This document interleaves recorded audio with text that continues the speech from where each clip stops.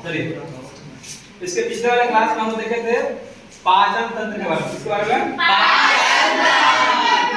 पाचन तंत्र का पूरा प्रोसेस समझिए थे। जो मुख गुहा से प्रारंभ होकर कहां तक गया था? गुदा तक।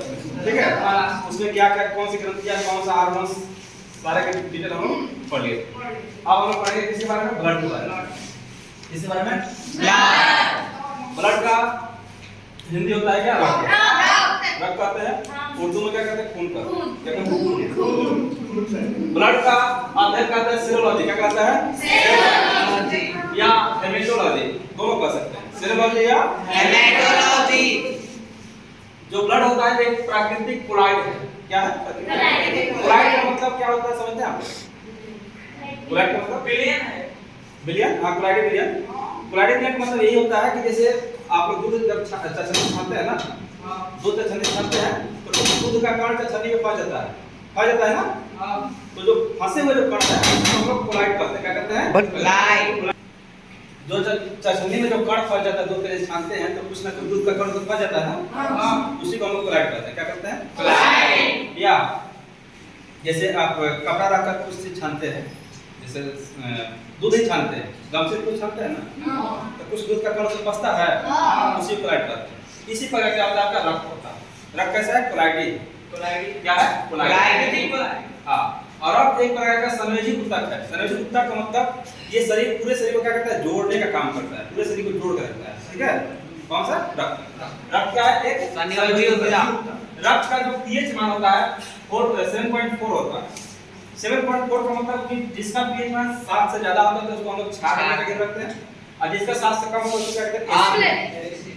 नहीं, तो यहाँ से रक्त समझ में आ रहा है क्या होगा? क्षार होगा। क्या होगा? क्षार। पुरुष में रक्त की मात्रा 5 लीटर होता है, मतलब वयस्क पुरुष में, और फीमेल में क्या होता है? 5 लीटर होता है। फीमेल में क्या होता है? 5 लीटर होता है। अब ये शरीर की संरचना पर डिपेंड करता है। ठीक है, इसका कोई लॉजिक नहीं है। अब देखते हैं रक्त का निर्माण कहाँ होता है। तो रक्त का निर्माण दो जगह होता है, एक बोन मैरो में और एक होता है लीवर में। बोन मैरो में और लीवर में।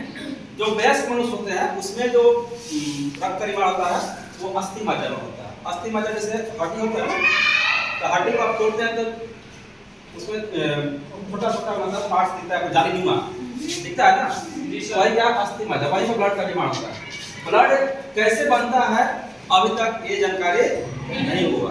ठीक है, जब बच्चा जो भ्रूण अवस्था में है, जो माँ के गर्भ में है, अभी तक जन्म नहीं लिया है, तो उसमें जो ब्लड बनता है वो लीवर में बनता है। क्या बनता है? लीवर में।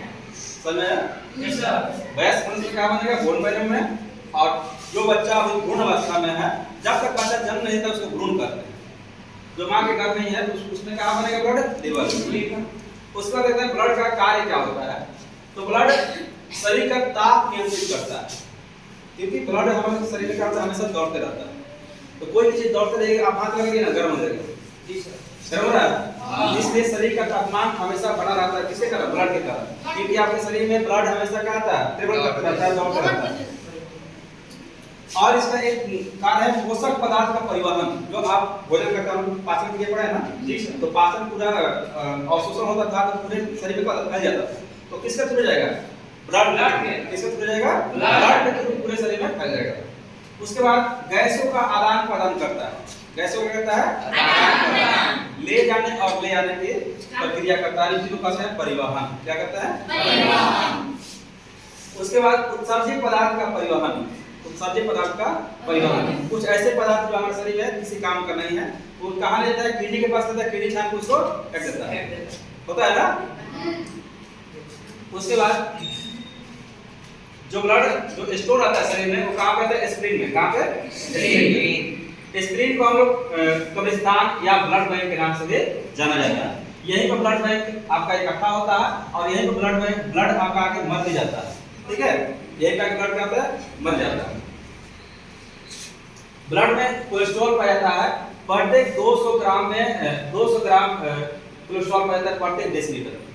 ठीक है, कोलेस्ट्रॉल क्या होता है? तो चिपचिपा पदार्थ होता है तेल की तरह, इसलिए आप मतलब कहा जाता है कि पूरा तेलौस चीजें नहीं खाना चाहिए, नहीं तो कोलेस्ट्रॉल का मतलब बढ़ जाएगा, आपका हार्ट बड़ी नहीं धड़केगा और क्या हो जाएगा? हार्ट अटैक आएगा। ठीक है, इसलिए तेल मसाला ज्यादा नहीं खाना चाहिए। अब देखते हैं ब्लड में क्या होता है? हीमोग्लोबिन पाया जाता है।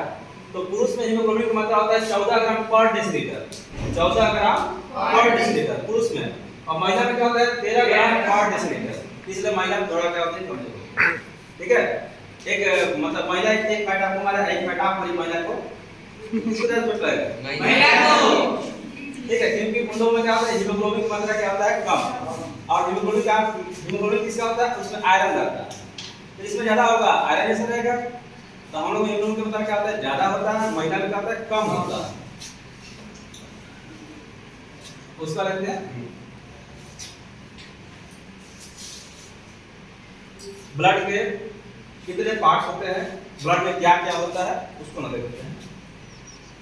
अभी तक हम ब्लड के कार्य, ब्लड कहाँ बनता है, कहाँ निर्माण होता है, कहाँ पर इकट्ठा होता है और कहाँ जाकर मर जाता है, उसमें हीमोग्लोबिन कितना होता है, कोलेस्ट्रॉल कितना होता है, वो हम सब समझ लीजिए। आप देखेंगे ब्लड के प्रकार कितने, इसमें कौन कौन से पदार्थ शामिल होते हैं। तो ब्लड में आपका दो तरह के पदार्थ शामिल होता है, एक होता है प्लाज्मा और एक होता है रुधिराणु कार्पस। ठीक है, ब्लड कार्पस एक होता है प्लाज्मा और एक होता है रुधिराणु।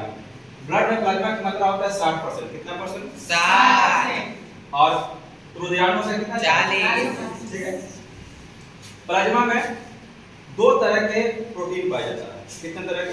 दो तरह के, एक फाइब्रिनोजेन प्रोटीन पाया जाता है और एक प्रोथ्रोम्बिन पाया जाता है। कौन कौन सा प्रोटीन पाया जाता है? Fibrinogen prothrombin. तो प्लाज्मा आपका ब्लड में अकेले कितना परसेंट है? 60%। उसके बाद हम देखते हैं रुधिराणु के बारे में। तो रुधिराणु ब्लड में कितना परसेंट होता है? 40। ठीक है, अब रुधिराणु आपका तीन तरह का होता है, कितने तरह का? तीन तरह का।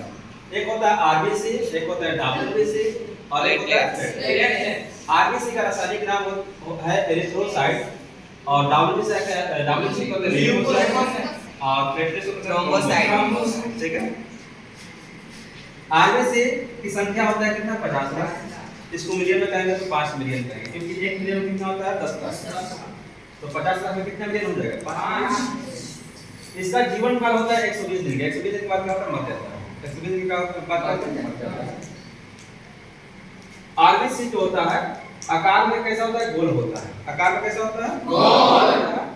और ऊंचाई पर जैसे जैसे हम जाएंगे तो इसका आकार क्या होता है? बढ़ने लगता है। आकार क्या होता है? बढ़ने लगता है। इसमें लाइसोसोम नहीं पाया जाता है, इसमें लाइसोसोम नहीं पाया जाता है, इसलिए इसमें कोई इसका भक्षण नहीं कर पाता है। इसलिए कहां पर जाकर मरता है? स्प्लीन में। कहां पर जाकर मरता है?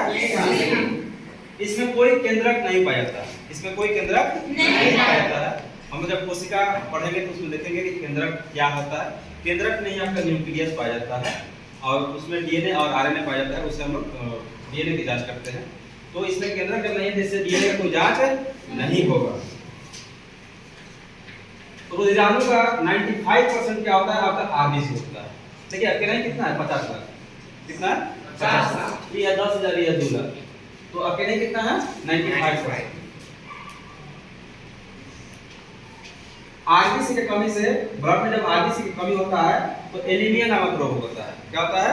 एनीमिया नामक रोग होता है। किसके कमी से? आरबीसी। जब आपके शरीर में आरबीसी की कमी होगा तो एनीमिया नामक रोग उत्पन्न हो जाएगा। उसके बाद होता है आपका डब्ल्यूबीसी। डब्ल्यूबीसी का रासायनिक नाम क्या होता है? ल्यूकोसाइट। इसका शरीर में संख्या है 10,000। कितना है? 10,000। इसका 10 लाख नहीं 10,000। इसका जीवन काल कितना है? 4 दिन। 4 दिन के बाद मर जाता है। इसका आकार क्या होता है? अनिश्चित। इसका कोई निश्चित आकार नहीं रहता है। इसमें केंद्रक पाया जाता है, तो जब केंद्रक पाया जाता है जिससे डीएनए की जांच हो सकती है। ये रोग से क्या करता है? रक्षा करता है। रोग से क्या करता है? रक्षा। अब आपके डब्ल्यूबीसी में कौन कौन से रोग से रक्षा कर देते हैं? इसमें आपका एक एंटीबॉडी पाया जाता है जो रोग से क्या करता है? रक्षा करता है। और दूसरा पहला लिम्फोसाइट। लिम्फोसाइट जैसे रोग प्रवेश करेगा ना, ये रोग से रक्षा करता है। और ये रोग को क्या करता है? टी से जो होता है लिम्फोसाइट टी आकार का होता है और ये रोग को क्या करता है? मार देता है। रोग को क्या करता है? मार देता है। अब रोग को मार देगा तो ब्लड में पड़ा रहेगा, उसको कोई खाना चाहिए ना। उसके बाद होता है मोनोसाइट। मोनोसाइट क्या होता है? वो खाने का काम करता है। जो रोग मर गया है वहां पे उसको क्या करता है? भक्षण कर लेता है। कौन सा? मोनोसाइट। ये आपका क्या करता है? पहचानता है कि कोई रोग आया है। ठीक है, शरीर में क्या करेगा? पहचान करेगा। कौन? एंटीबॉडी कि जैसे कोई रोग आपके शरीर में प्रवेश करता है। कोरोना था ना, तो कोरोना आपके शरीर में प्रवेश कर कर रहा था तो कौन सा पहचान करेगा? एंटीबॉडी। और ठीक से क्या करेगा? उसको मार देगा। और खाने का कौन करेगा? मोनोसाइट। ठीक है, समझ आ गया? यानी शरीर में रोग का पहचान कौन करेगा? एंटीबॉडी। मारेगा कौन? लिम्फोसाइट। और खाएगा कौन? मोनोसाइट। समझ आ गया? उसके बाद आता है प्लेटलेट्स। प्लेटलेट्स को हम लोग रासायनिक नाम क्या है? थ्रोम्बोसाइट। इसकी संख्या शरीर में कितना है? 2 लाख। कितना है? 2 लाख। इसका जीवन काल है 7 दिन का। इसका आकार होता है उत्तल लेंस की तरह। किसके तरह? उत्तल लेंस की तरह। इसमें केंद्रक नहीं पाया जाता, यानी इससे भी हम लोग डीएनए की जांच नहीं कर सकते। ये क्या करता है? शक्ति प्रदान करता है। जिसमें प्लेटलेट्स की संख्या, जिसके शरीर में प्लेटलेट्स की संख्या 2 लाख रहेगा तो हमेशा उछल-कूदल करते रहेगा, थकेगा ही नहीं। देखिए कौन कौन लड़का होता है जो 5-5 घंटा 6-6 घंटा पढ़ते ही रह जाता है, थक भी नहीं करता है। अब कोई होता है 1 घंटा पढ़ेगा, थके 3 मिनट आप सो जाएगा। होता है ऐसा? तो जब ऐसा होता है तो आप में क्या कमी है? प्लेटलेट्स। ये शक्ति प्रदान करता है। कौन? प्लेटलेट्स। डेंगू में क्या होता है कि प्लेटलेट की संख्या अचानक धड़-धड़ गिरने लगता है। जब आपको डेंगू हो जाएगा तो क्या होगा? प्लेटलेट की संख्या गिरने लगेगा, आप चल ही नहीं पाइएगा, चलिएगा थक जाइएगा। तो डेंगू मतलब प्लेटलेट्स को रोकने के लिए क्या किया जाता है? गिलोय दिया जाता है, या तो एलोवेरा का जूस दिया जाता है, या गोट मिल्क मतलब बकरी का दूध दिया जाता है, या फ्रूट्स वगैरह। ये सब आप देते हैं तो प्लेटलेट्स गिरने से क्या होगा? बच जाएगा, जितना है उतना ही रहेगा। और इसको बढ़ाने के लिए डॉक्टर क्या करता है? तब तक आप इसे क्या करते हैं? रोक सकते हैं। और बकरी के दूध से प्लेटलेट्स जल्दी जल्दी बढ़ता है। किससे? बकरी के दूध से। एलोवेरा से प्लेटलेट्स गिरने से रुक जाता है। ये जिसको डेंगू हो गया है एलोवेरा दीजिएगा तो प्लेटलेट्स जितना है उतने रहेगा, गिरेगा नहीं। ये कंट्रोल कर देता है और ये क्या करता है? बढ़ा देता है। तो देखिए कि डेंगू होता है ना किसी को तो उसको क्या करता है? जाड़ करके बुखार आता है। अब बुखार आएगा तो उसको पैरासीटामोल ये वगैरह दिया जाएगा, ज्यादा दवा नहीं होता है, केवल खाने पर ध्यान देना है। उसमें पूरा फल उसको खिलाइए, एलोवेरा का जूस दीजिए, गिलोय दीजिए, पपीता के पत्ता का जूस दीजिए, बकरी का दूध दीजिए, तुरंत ठीक हो जाएगा। ठीक है, उसके बाद हम देखते हैं रक्त का थाका बनने की प्रोसेस। रक्त कैसे थाका बनता है? तो रक्त को थाका बनने की प्रक्रिया को हम कैस्केडिंग प्रोसेस करते हैं। क्या करते हैं? Cascading process. रक्त के थाका बनने में कम से कम कितना मिनट लगता है? 4 मिनट। कितना लगता है? 4 मिनट। अब देखते हैं रक्त थाका कैसे बनता है। तो पहले यहाँ क्या लिखा है? थ्रोम्बोसाइट। थ्रोम्बोसाइट मतलब क्या होता है? प्लेटलेट्स, है ना? तो प्लेटलेट के साथ जब वायु संपर्क में आता है तो किसे बदल जाता है? थ्रोम्बोप्लास्टिन। थ्रोम्बोप्लास्टिन में किसे बदलता है? थ्रोम्बोप्लास्टिन में। और जब थ्रोम्बोप्लास्टिन के साथ कैल्शियम प्लस में प्रोथ्रोम्बिन, देखिए प्रोथ्रोम्बिन कहाँ है? यहाँ पे। थ्रोम्बोप्लास्टिन के साथ कैल्शियम आता है, कैल्शियम के साथ कौन आता है? प्रोथ्रोम्बिन। प्रोथ्रोम्बिन। तो प्रोथ्रोम्बिन किसे बदलेगा? थ्रोम्बिन। किसे बदलेगा? थ्रोम्बिन। अब फिर थ्रोम्बिन के साथ कौन आएगा? फाइब्रिन। वो जब मिल जाएगा तो बन जाएगा फाइब्रिन। अब फाइब्रिन जो होता है जालीनुमा होता है। क्या होता है? जालीनुमा। मच्छरदानी देखे हैं? हां, मच्छरदानी की तरह। उसमें रक्त जाएगा तो जो लिक्विड पार्ट है वो तो बाहर चला जाएगा, और जो हार्ड पार्ट होगा रुक जाएगा कि नहीं रुक जाएगा? रुक जाएगा। और रुक जाएगा तो पीछे वाला पार्ट में जाने देगा? नहीं जाने देगा, नहीं जाने देगा ना, रोक देगा। तो फाइब्रिन क्या होता है? जालीनुमा होता है और इसमें रुधिराणु आगे क्या होता है? फंस जाता है। रुधिराणु क्या होता है? फंस जाता है और वहां पर ब्लड क्या बनता है? थाका बन जाता है। समझ आया प्रोसेस? जी सर। चलिए एक बार रिपीट करते हैं। ब्लड का अध्ययन क्या करता है? ब्लड क्या है? प्राकृतिक क्लोराइड। ये क्या है? संवेदनशील ऊर्जा। इसका पीएच में कितना है? 7.5। में कितना पाया जाएगा? 7.5। और फीमेल में? 5। ब्लड का निर्माण कहाँ होता है? लीवर, अस्थिमज्जा। यानी वयस्क मनुष्य में अस्थिमज्जा में और भ्रूण अवस्था में कहाँ पे? लीवर। ब्लड का कार्य क्या होता है? पोषक पदार्थों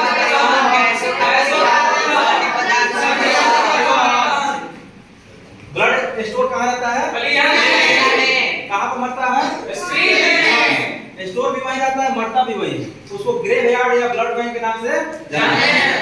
कोलेस्ट्रॉल की मात्रा कितना होता है? 200 और हीमोग्लोबिन की मात्रा कितना होता है? 14 मेल में 14 ग्राम और फीमेल में 13 ग्राम। ब्लड में कौन? ब्लड के कितने पार्ट्स होते हैं? 2। प्लाज्मा और ब्लड सेल। तो प्लाज्मा कितना परसेंट? 60%। रुधिराणु 40। इसमें 2 तरह के प्रोटीन पाया जाता है, फाइब्रिनोजेन और प्रोथ्रोम्बिन। आप देखते हैं अलग-अलग। आरबीसी की संख्या कितनी है? 50। नाम? जीवन काल? आकार कैसा होगा? ऊंचाई बदलने पे इसमें लाइसेंस पाया केंद्रक रुधिराणु का कितना इससे कम से कौन सा रोग होता है? अब देखते हैं डाबू से। डाबू किसी का रासायनिक नाम? जीवन काल? आकार? और केंद्रक? रोग से? अब इसमें तीन तरह के एंटीबॉडी पाया जाता है। एंटीबॉडी क्या करता है? रोग को पहचानता है। और लिम्फोसाइट क्या करता है? रोग को मारता है। और मोनोसाइट क्या करता है? अब प्लेटलेट्स का रासायनिक नाम क्या होता है? थ्रोम्बोसाइट। जीवन काल? 7 दिन। शरीर में कितना पाया जाएगा? 2। इसका आकार कैसा? उत्तम है। ये क्या करता है? शक्ति प्रदान करता है। डेंगू में क्या होता है? प्लेटलेट्स ये लगता है दूसरा रोकने के लिए क्या करते हैं हम लोग? गिलोय, एलोवेरा या पपैया, ठीक है। उसके बाद है रक्त का थक्का बनना। रक्त का थक्का बनने की प्रक्रिया क्या करता है? Sorting process. कितना मिनट का होता है? 4 मिनट। अधिकतम मतलब 4 मिनट में आपका ब्लड क्या होता है? जम जाएगा, ठीक है। पहले क्या करते हैं? थ्रोम्बोसाइट वायु के संपर्क में आता है, क्या बनता है? थ्रोम्बोप्लास्टिक कैल्शियम के साथ और वो थ्रोम्बिन के साथ अभिक्रिया करके क्या बनता है? थ्रोम्बिन फाइब्रिनोजन के साथ हम फाइब्रिन का होता है जालीनुमा होता है और उसमें रुधिराणु आगे क्या होता है? फंस जाता है और ब्लड का निर्माण होता है। आगे हम लोग पढ़ेंगे ब्लड ग्रुप के बारे में। किसके बारे में पढ़ेंगे? Blood group. ब्लड ग्रुप से आप लोग हम यही बता देंगे, आप अपना अपना ब्लड ग्रुप जांच कर सकते हैं, ठीक है। कि किसका ब्लड ग्रुप ए है, किसका ओ है, किसका बी है, किसका एबी है, ठीक है।